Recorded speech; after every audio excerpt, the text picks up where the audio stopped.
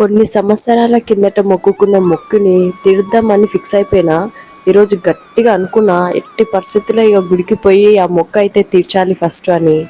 ఇక అనుకున్నదే ఆలస్యం, గుడికి అయితే వచ్చేసిన అనమాట. గుడి చుట్టూ ప్రదక్షిణలు అయితే చేస్తున్నా. ఈరోజు ఎవరో బోనం చేసినట్టున్నారు అమ్మవారికి. గుడిలో అమ్మవారిని చూశాక మనసు అయితే మస్తు ప్రశాంతంగా ఉంది నాకు. నాకు ఎప్పుడు ఒకటి అనిపిస్తుంది, గుడిలో కాకుండా బయట ఉంటే 100 ఆలోచనలతో నా మైండ్ నిండిపోతుంటుంది.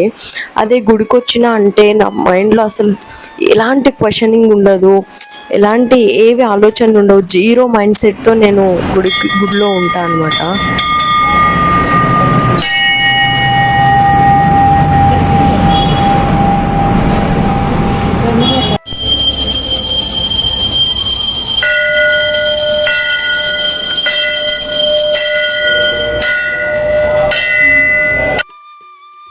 గుడి అయితే చిన్నగా ఉంది కానీ చాలా బ్యూటిఫుల్గా ఉంది. ఇక గుడికి అయితే ఆనుకొని సత్రాలు అయితే ఉన్నాయి. బోనాలు చేసినప్పుడు యాటలు కోస్తారు, ఇంకా అవన్నీ వండుకోవడానికి అక్కడంతా ప్లేస్ ఉందన్నమాట. ఇక్కడ బొట్టు పెట్టుకోవడానికి అద్దం కూడా అరేంజ్ చేసిరు. చాలా బాగా అనిపించింది. గుడి ముందే రోడ్డు ఉంటుంది, ఆ రోడ్డు మీద నుంచే నేను రోజు కాలేజ్కి వెళ్ళేదాన్ని. ఇంకా వెళ్తుంటే బస్సులో నుంచే అమ్మవారి దర్శనం చేసుకునేదాన్ని. ఇంకా ఇంటికి వెళ్ళేటప్పుడు కూడా అమ్మవారి దర్శనం చేసుకునే. ఇదిగో ఇక్కడ ఈ త్రిశూలానికి గాజులు వేసి ఉన్నాయి కదా, ఈ గుడిలో నాకు నచ్చింది బాగా అంటే అదే అనమాట. నన్ను బాగా అట్రాక్ట్ చేసింది. ఏదైనా కోరిక కోరుకొని ఆ గాజులు తీసి దూరం నుంచి గాజులు దానిపైన అంటే త్రిశూలానికి ఇట్లా వేస్తే దానికి ఇట్లా పడితే ఆ కోరిక తీరుతుంది అని అంటారు కదా. అప్పట్లో పాత సినిమాలల్లా చూపించినట్టుగా త్రిశూలానికి గాజులు వేసేవాళ్ళు కదా, ఏదో కోరిక కోరుకొని గాజులు తీసి ఆ కోరిక తీరాలనేసి వేసేవాళ్ళు. అలా ఇట్లా త్రిశూలానికి వచ్చి పడితే కోరిక నెరవేరుతుంది అని చూసాం కదా మనము శ్రీకాంత్ మూవీ. అమ్మవారి దర్శనం అయితే మంచిగా అయింది. నాకు అనుకున్న కోరిక అయితే తీరింది. ఇంకా మొక్కు కూడా తీర్చుకున్నా. పక్కనే పరశురాముడు ఉన్నాడు, ఇంకా ఆయనను కూడా దర్శించుకున్నా. నాకు కన్ఫామ్గా తెలీదు, మమ్మీని అడిగితే పేరు చెప్పింది. ఇంకా దీపం అయితే ఎప్పుడు వెలుగుతూ ఉంటుందంట ఇక్కడ. ఇదిగో గుడికి వెళ్ళడం వల్ల నెగిటివిటీ అయితే పోతుంది, మన చుట్టూ ఏదైతే నెగిటివ్ ఉందో అదంతా పోతుంది. ఇంకా పాజిటివ్ ఎనర్జీతో అయితే తిరిగి ఇంటికి అయితే వచ్చేస్తున్నా. డిగ్రీ ఫైనల్ ఎగ్జామ్స్ అప్పుడు మొక్కుకున్న మొక్కు ఈ ఫైనల్ ఎగ్జామ్స్లో పాస్ అయితే 2 టెంకాయలు కొడతా అని రేణుక ఎల్లమ్మదేవి అని మా ఊరు పక్కనే ఉంటుంది అనమాట గుడి.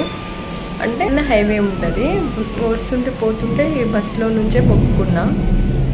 ఇంకా పాస్ అయినా, మంచి మార్క్స్ వచ్చినాయి అనమాట. పాస్ అయ్యి మంచి మార్క్స్ వచ్చి హ్యాపీగా ఫీల్ అయినా. ఇంకా ఇన్నేళ్ళు అయితే కూడా నేను మొక్క అయితే తీర్చుకుందామని చాలా రోజుల నుంచి వెయిట్ చేశాను.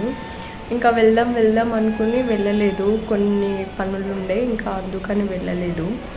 ఇంకా ఈరోజు మొన్న పోయిన శుక్రవారం కూడా వెళ్దాం అనుకున్నా, అప్పుడు కూడా వీలు కాలే అనుకున్నా కానీ ఇంకా వెళ్ళలేకపోయినా.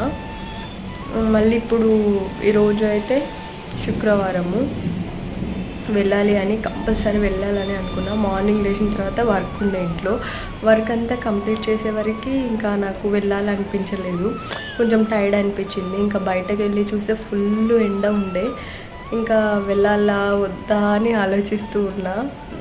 ఇంకా మళ్ళీ నాన్న కూడా పంపిడా, ఇంత ఎండ ఉంది కదా, సమ్మర్ కదా, మళ్ళీ డిహైడ్రేట్ అయిపోతాము, ఇంకెందుకు అట్లా ఇట్లా అని ఆలోచించిన. తర్వాత అట్లా కాదు వెళ్ళాలని చెప్పేసి ఇంకా లేచి కొంచెం కూల్ వాటర్ తాగేసి తలస్నానం చేసుకొని ఇంకా ఫిక్స్ అయిపోయినా వెళ్ళాలి కంపల్సరీ అనేసి. మమ్మీకి అడిగిన, మమ్మీ నాతో పాటు తోడుగా రావా, నాకు ఒక్కదానికి వెళ్ళాలంటే భయం వేస్తుంది అనేసి. ఇంకా మమ్మీ సరే వస్తా అని చెప్పింది. ఇంకా మమ్మీ కూడా జల్దీన స్నానం చేసుకొని రెడీ అయింది నాతో పాటు రావడానికి. ఇంక ఇద్దరం కలిసి 2 టెంకాయలు ఇస్తానని మొక్కుకున్నా అప్పట్లో.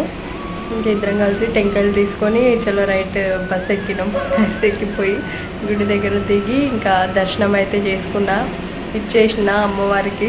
మొక్కుకున్న మొక్క అయితే తీరింది లాస్ట్కి అయితే. చాలా హ్యాపీగా ఉన్నా. కానీ ఏమైందంటే కొంచెం సాడ్ న్యూస్ తెలిసింది. మొక్కుకొని ఇంకా దర్శనం అయిపోయింది, ఇంటికి వచ్చిన తర్వాత కొంచెం ఒక బ్యాడ్ న్యూస్ తెలిసింది. కానీ ఇంకా అది నేను చెప్పకూడదు, ఫ్యామిలీ మ్యాటర్స్. ఇంకా సో చాలా చాలా అంటే చాలా సాడ్గా ఉన్నా. మళ్ళీ అమ్మవారికి మొక్కుకున్నా. అంత మంచిగా అయిన తర్వాత నేను మళ్ళీ మొక్కుకున్న మొక్కుని తీర్చుకోవడానికి వెళ్తాను.